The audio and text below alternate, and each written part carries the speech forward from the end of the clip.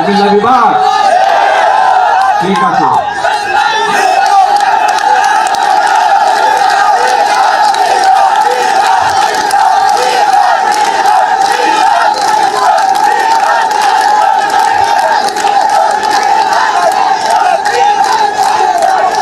কথা শুনতে হবে তো, কথা না শুনলে কেমন করে হবে?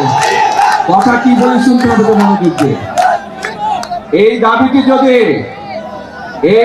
যদি চিল্লালে লাভ হবে না ভাই, কান নামাজের কথা শুনতে হবে।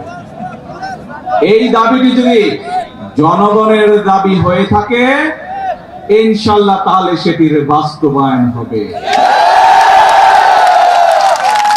আর আপনারা দেখেছেন দেশ গঠন, সরকার গঠনের পরেই আমরা নির্বাচনের আগে বলেছিলাম সারা দেশে কৃষকদের যাদের কৃষি ঋণ 10,000 টাকা পর্যন্ত আছে সুদ সহ সেই ঋণ আমরা মওকুফ করব যদি আমরা সরকার গঠন করতে পারি। আমরা নির্বাচিত হওয়ার পরে সরকার গঠন করার পরে প্রথম 10 দিনের মধ্যে আমরা সেই জবান রেখেছি বাংলা, এবং সেটি আমরা মওকুফ করে দিয়েছি সরকার থেকে।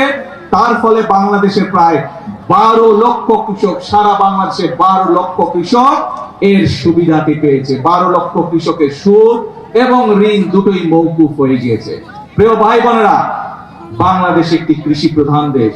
সমগ্র কুমিল্লা জেলা সহ আশেপাশের জেলাগুলিতে প্রচুর শাকসবজি উৎপাদন হয় এবং অনেক ক্ষেত্রে অনেক শাকসবজি এই এলাকা থেকে বিদেশেও রপ্তানি হয়। আপনাদের একটি দাবি হচ্ছে কৃষি বিশ্ববিদ্যালয়। আমি আগামী কয়েকদিনের মধ্যে শিক্ষামন্ত্রীর সাথে কথা বলবো এবং সবকিছু বিবেচনা করে আমরা উদ্যোগ গ্রহণের চেষ্টা করব।